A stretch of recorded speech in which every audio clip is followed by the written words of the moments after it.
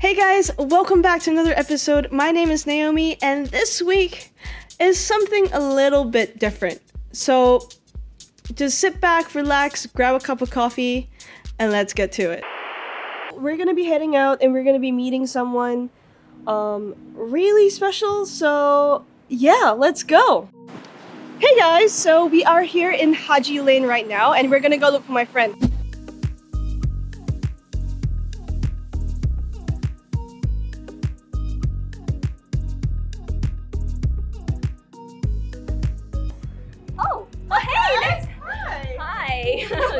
How are you doing? Good to see you, Naomi. I'm actually doing really great.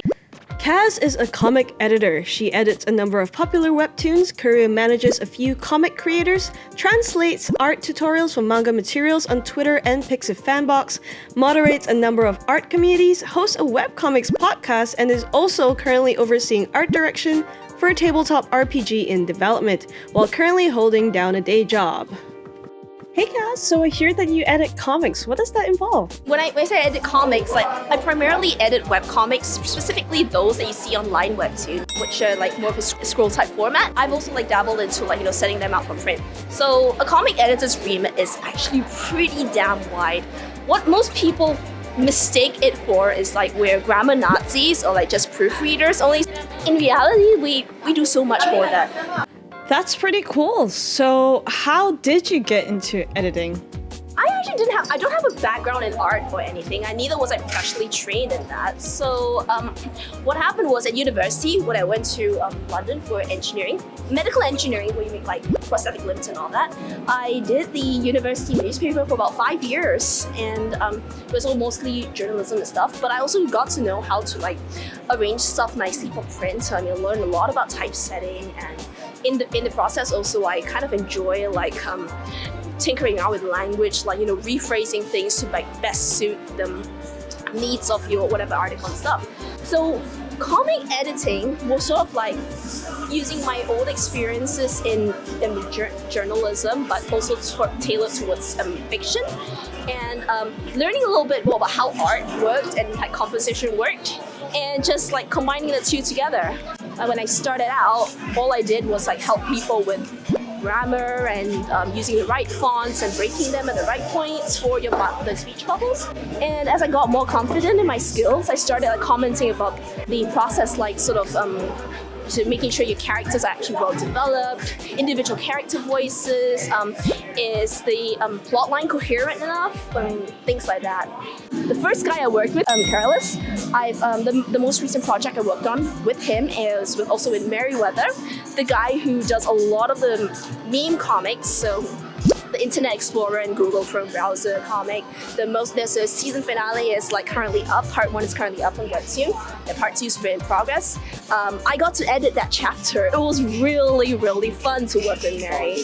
And I also work currently with ExCo, who is by day, he's an artist with Gears for Breakfast, who make A Hat in Time. It's a really cool game, you should check it out. But sometimes he also works on another comic as well that's a bit more action, sci-fi based. It's called Driver. And yeah, all of these are online webtoon as well.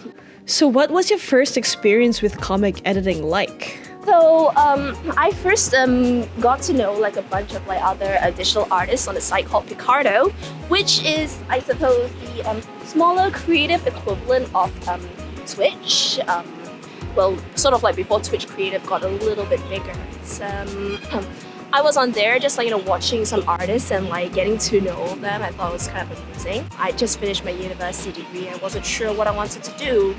One of the artists I edit for now, and also the very first artist I edit for, so Carillus, he's been an illustrator for a while, and he put up the first chapter of his debut webcomic. It's ExCo. It's a webcomic about stationary waifu. So if you all know Gijinka, turning objects into very cute anime girls.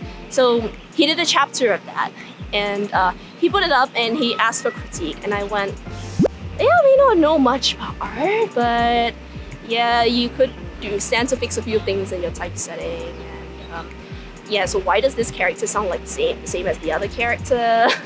Little bits here and there. And I didn't mention that as I got more comfortable and maybe confidence-wise, because I didn't want to feel like I was stepping on people's toes. Nobody asked for my formal opinion. I hadn't established myself yet.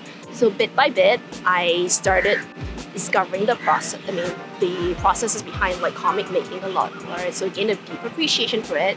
So it helped me to tailor my advice really to Kari and some subsequent other artists. And before I know it, I was being referred to as editor for a number of works. And I guess after Dojima in 2018, it kind of sort of cemented that, yeah, I guess I'm pretty much a bona fide editor, even though I wasn't being paid at the time for it. And I was like, yeah, I'm pursuing it properly.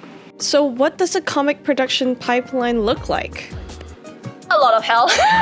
There are some differences whether you are in a well-oiled machine that's been running for a number of decades, like say maybe Marvel, DC, maybe some other slightly smaller publishers like Image Comics, Dark Horse, that's for print, by the way, or whether you are an indie machine, God, the artist, the human, the people who you see like posting stuff on Facebook, Line Webtoon, Tapas. Every comic obviously starts with a story, and if you're organized enough, you will script and storyboard. So you, sort of plot out like, okay, what's happening in which panel, like what dialogue is going there. Someone who picks up something can be either storyboarded in a matter of like maybe 1 or 2 panels, or like just like a whole sequence of panels depending on how important the moment is to you. After you script and storyboard, I'm just going to use in indie comics as an example because it's what I work with. You then start doing the layout for the comic chapter proper, sketch, and then start doing line depending on the style of the comic. A lot of comics use like line words or inking to sketch, then you line them, finalize the stuff. At every stage, you probably might check in with your editor depending on what your needs are, like what your strengths and weaknesses are. Your editor might have some feedback for you. And then you add colors in the typeset as well. If you're lucky enough to be working with, say, in print, a bigger publishing team, you will have different people doing the writing process, the pencil process, sort of storyboards are sort of sketch is sort of the same thing for them. You'll have a separate person doing inking, separate person doing the colors. Even for colors, right? Even the flat process and the added shadows and effects is separate people. Text and FX can also be a separate person as well. It's a lot of work. At the script stage, I'm probably reading and commenting, or saying there's too much in this panel, you need to move it to a different panel, or there's too many panels for this one scene, there's not enough panels for one scene. The composition for this one doesn't carry the urgency of a moment through, we need to change it. And then at the at this sketch stage, the ink stage, maybe I might say the inks look a bit too muddy, or they're too clean for a very gritty scene. Colors, I might check for balance, issues. I also check for continuity sometimes. If someone's wearing glasses in one scene and they're not in the other, yeah, that sort of thing. I've actually missed out on that before. In my early days, one character was suddenly wearing glasses and he suddenly wasn't. And then the text, obviously, whether the FX suits or whether it's too stand out, not stand out enough.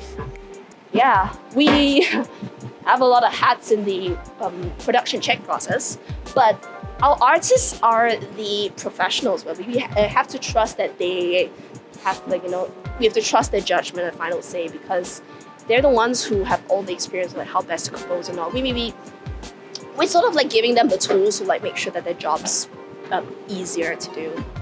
Should every comic artist look for an editor? But if you're starting out and you're the mindset that you don't have any of the money to hire the people, get somebody who really trusts, preferably someone with experience who understands your goals and what your story is aiming to do, to give a read through. They don't necessarily have to be professional. They just have to be pretty they're pretty passionate about what you're doing. and like still like be able to be objective as well to have a look at work.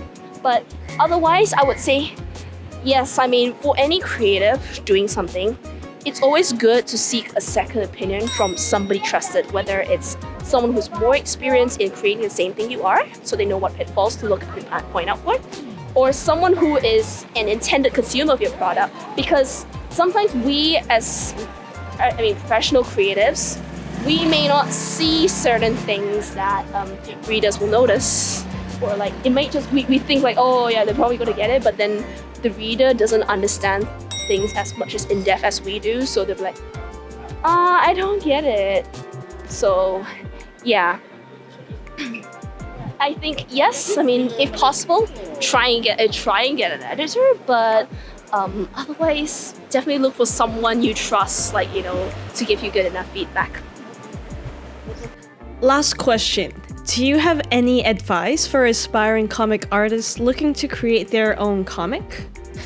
Don't expect your first comic to take off anyway. In fact, if you have a story that you've been wanting to tell for like the longest time, yes, it's probably a good idea to use it as your first comic, but at the same time you will probably be disappointed that you can't do it enough justice because you don't have the skills just yet. Be a bit fearless, make a bunch of like different things, try different like stories that you can sort of like emotionally detach yourself from a little bit about. I mean, it's sort of like, to dip your toes in, get used to the workflow and things like that. It's a long journey. You're gonna have a lot to learn, no matter how experienced you are within art or writing. It's always something new to learn when you're making comics, so enjoy the process of it, really. Hey guys, I hope you enjoyed the video. Don't forget to give it a thumbs up, and thanks Cazz for being a part of this. Thank you so much for having me on. I had a lot of fun. You should really subscribe to now if you haven't already, guys. Yeah, do that. If you guys would like to follow Cazz, you can connect with her on Twitter. The link is in the description box below. And also, I'd like to encourage you to check out the artists and creators I've worked with.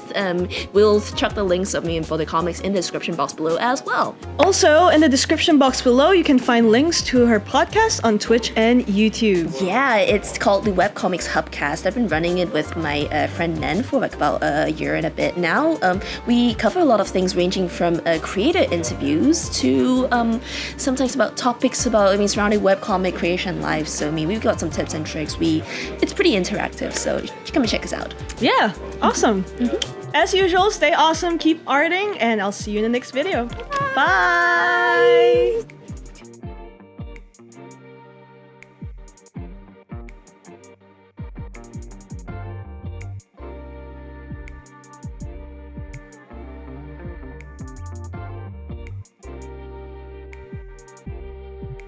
La la la la la.